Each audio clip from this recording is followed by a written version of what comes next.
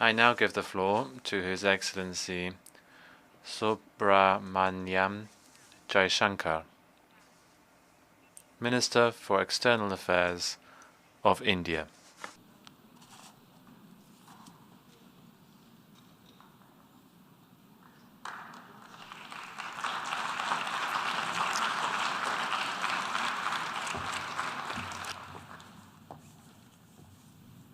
Madam President, Excellencies, distinguished members of the General Assembly, I bring to you the greetings of 1.3 billion plus people from the world's largest democracy. They join me in congratulating the President of the General Assembly, Ambassador Chaba Koroshi, on his election to chair the 77th session of the UN General Assembly. They follow closely developments at the United Nations, reflecting the increasingly globalized nature of our existence. We meet at a challenging time for the world order. This session's theme, a watershed moment, transformative solutions to interlocking challenges, seeks to capture its seriousness. Excellencies, the year 2022 is an important milestone in India's journey towards growth, development, and prosperity. India is celebrating 75 years of its independence, what we call Azadi Ka Amrit Mahotsav. The story of that period has been one of toil, of determination, innovation, and enterprise of millions of ordinary Indians. They are rejuvenating a society pillaged by centuries of foreign attacks and colonialism. And they are doing so in a democratic framework whose steady progress is reflected in more authentic voices and grounded leadership. This new India, under the visionary and dynamic leadership of Prime Minister Narendra Modi, is a confident and resurgent society. Its agenda for our centenary will be achieved through the 5 pledges that we committed to on our Independence Day. 1, we are resolved to make India a developed country in the next 25 years. For the world, that creates more capacities for global good. 2, we will liberate ourselves from a colonial mindset.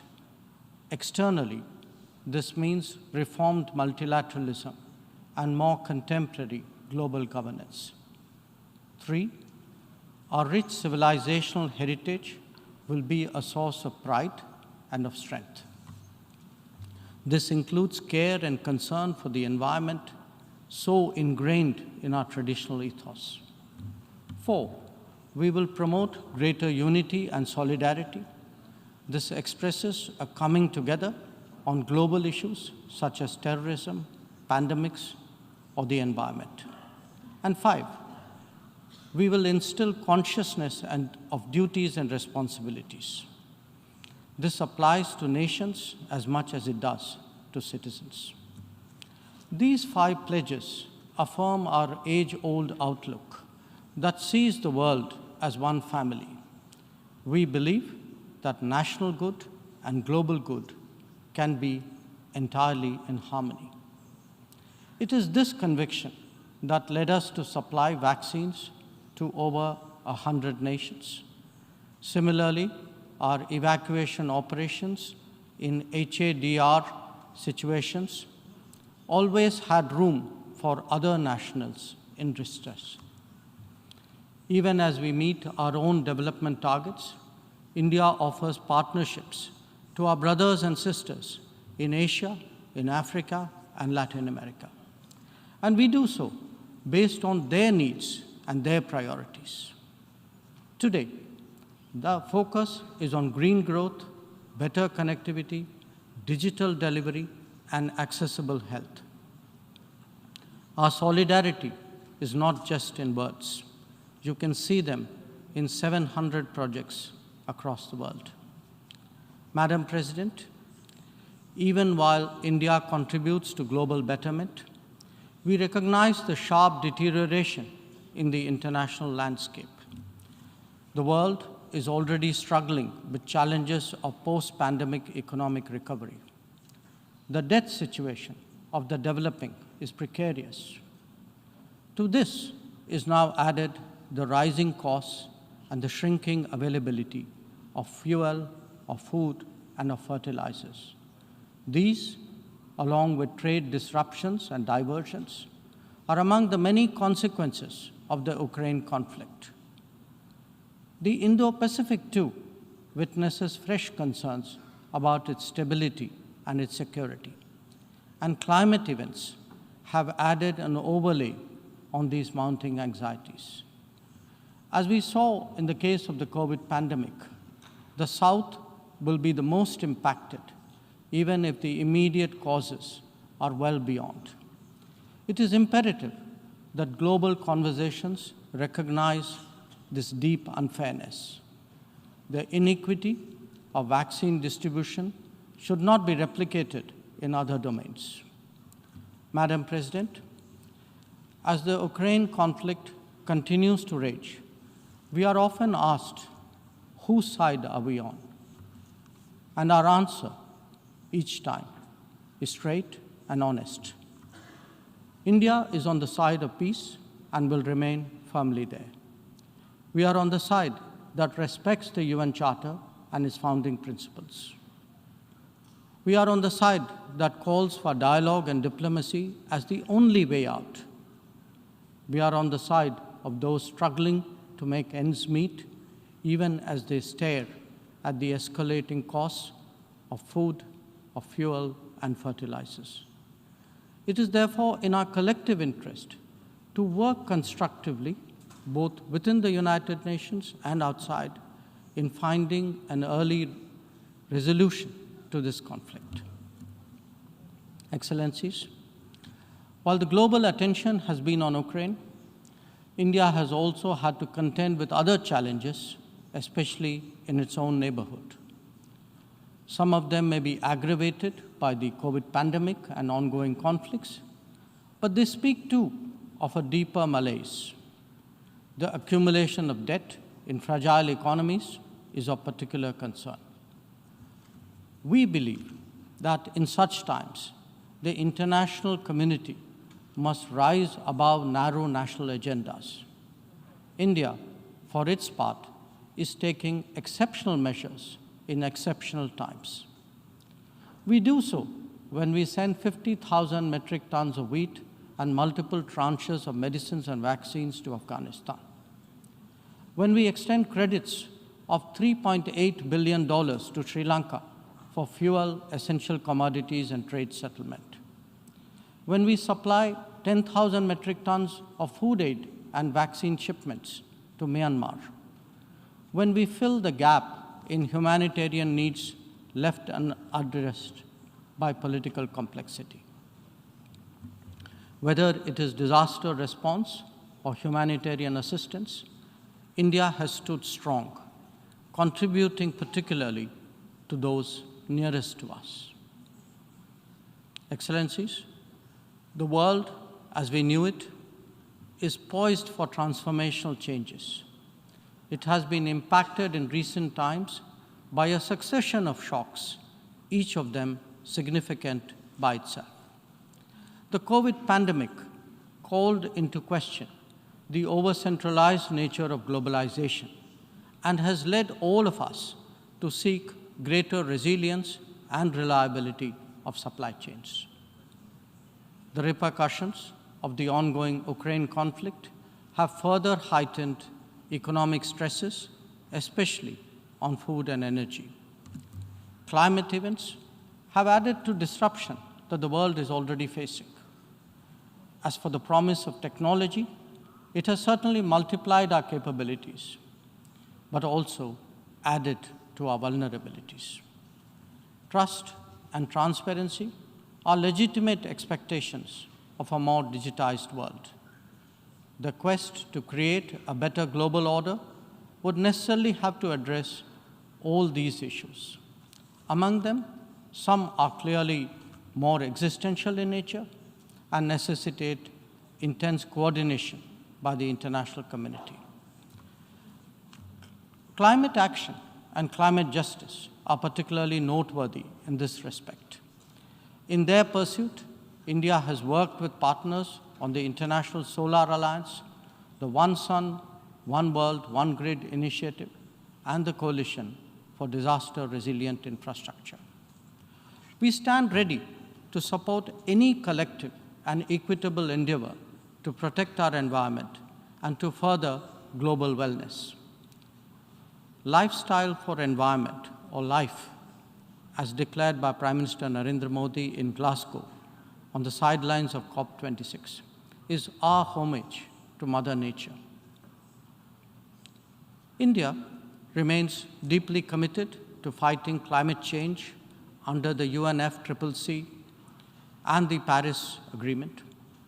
We do so on the principle of common but differentiated responsibilities and respective capabilities in the light of different national circumstances.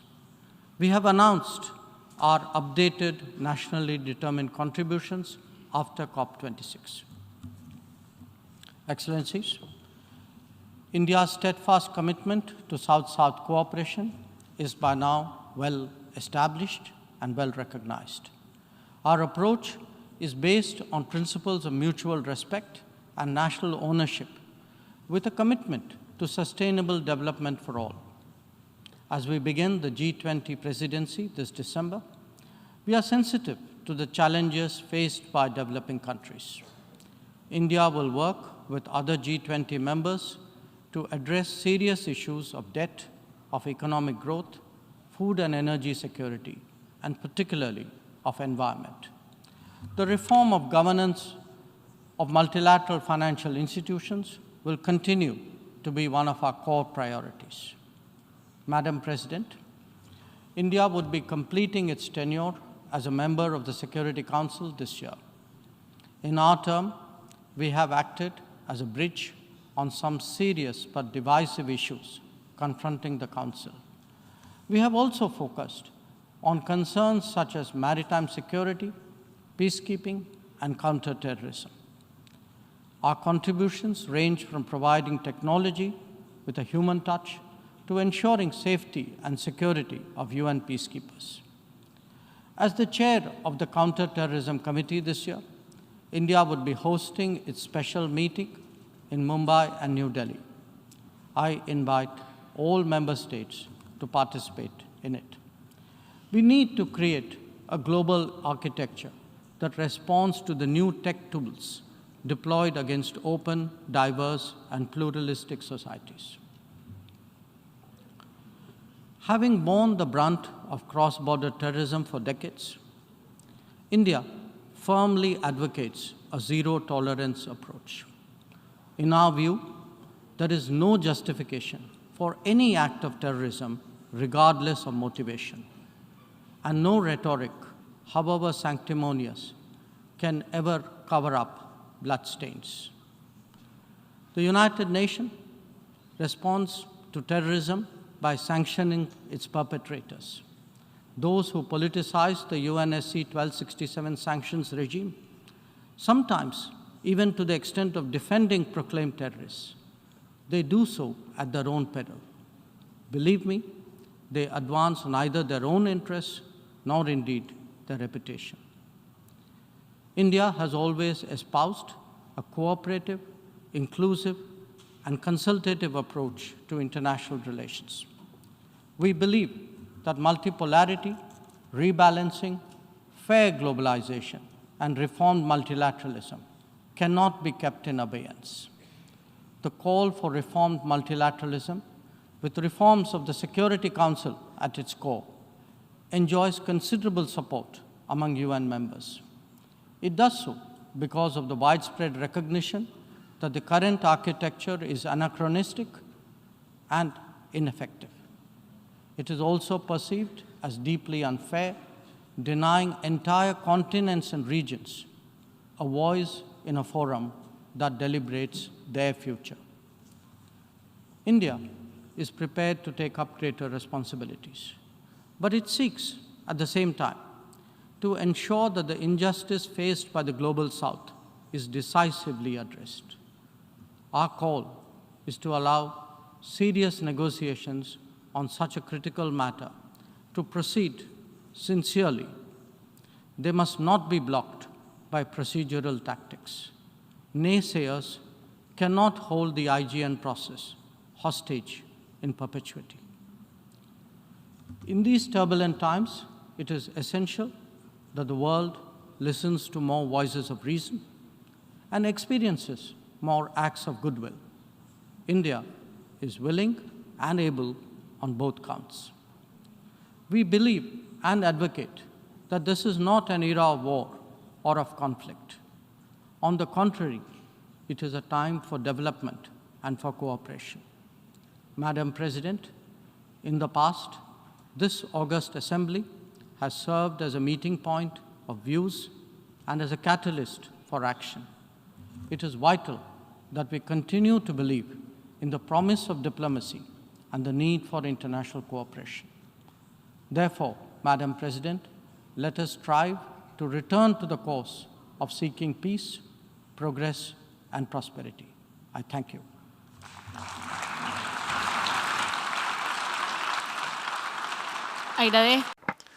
I thank the Minister for External Affairs of India. I now give the floor to